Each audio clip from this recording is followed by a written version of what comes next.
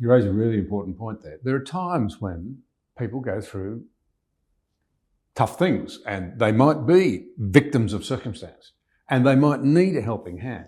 But what now tends to happen is that those victims, some real, some not real, are weaponized and kept in victimhood because it's a source of power. I think that's incredibly brutal and destructive. To say you care about the victim, but actually you don't. You care about using them as a weapon to attack the society that you don't like around, to say that that society's done it. You've been very strong in rejecting that approach. Well, whatever the currency is, because we naturally are driven by recognition. Everybody, 99.9%, we're all driven by recognition, right? We care about followers on YouTube, viewership, likes, who wrote us a letter at our wedding, who brought a gift, who wrote a card. You know, I'm proud of you, I love you, I like our friendship, I value our friendship. You did a great job, you're a New York Times bestseller, you're a Wall Street Journal bestseller, you're an Amazon bestseller. You know, you produced the best car, you became the employee of the month, you became the salesperson of the month. Everything we do in our lives is recognition. That's a nice tie. I like your watch. Wow, beautiful shoes. We like recognition. This is a very much of what cologne do you have on? Why? So we're driven by recognition naturally, all of us, right? But if all of a sudden the recognition becomes about, hey, poor you. Oh my gosh, life must be very hard. Man, I feel so bad. How could they do that to you? They did that to you. You didn't do it. It's their fault. It's your mom's fault. It's your dad's fault. It's the government's fault. It's the company's fault. It's your ex's fault. It's everybody's fault. You didn't do any of this stuff. And then you buy in, you're like, yeah, you're right. It was my mom's fault. It was my dad's fault. It was a politician's fault. It was a government's fault. You're right. I didn't do any of this stuff. It's everybody's fault. The hell are we talking about? But it's so powerful. It's manipulative, but it's powerful.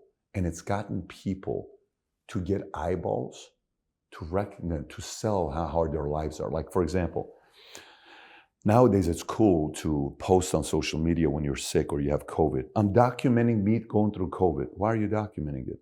You're going through COVID, you have COVID. Every time you have problems, you want to advertise it to the world. Why? Because it gets eyeballs.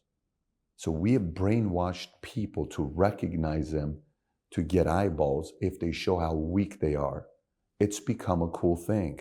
We don't recognize anymore showing how somebody stands up during tough times, how somebody stood strong, how somebody chose to make the tougher decisions, not the popular decisions, how we want to put the onus back on the individual to step up and do something.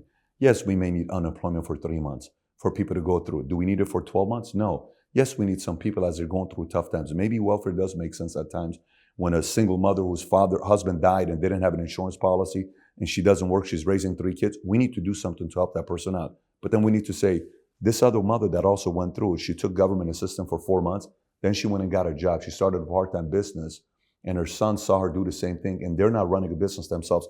I believe you can do it too. I think you got to get a job while your kids are at school from 8 to 3. I think you can start a part-time business right now when your kids go to sleep. I think you can get your kids involved. We're not doing that. We're not doing that. We're just saying how hard everything is and how you can't solve it. I don't like that. I don't think I want somebody to impose their lack of confidence and discipline to get things done on me. Don't impose your fears on me. Don't impose your insecurities on me or my kids. No, tell me I could do it, even if it's hard.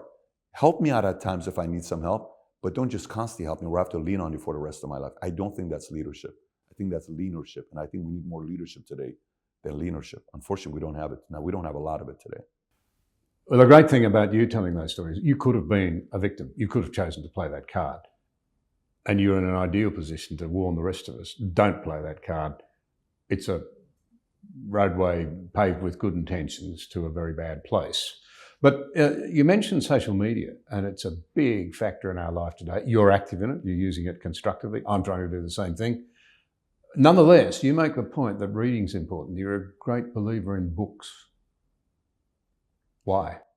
So, by the way, to just finish thoughts on saying the fact that I have the ability to play victim, but I don't. Credit goes to my dad because my dad didn't let me. He would not let me do that. I would have easily done that, but he didn't let me. It wasn't part of his stance.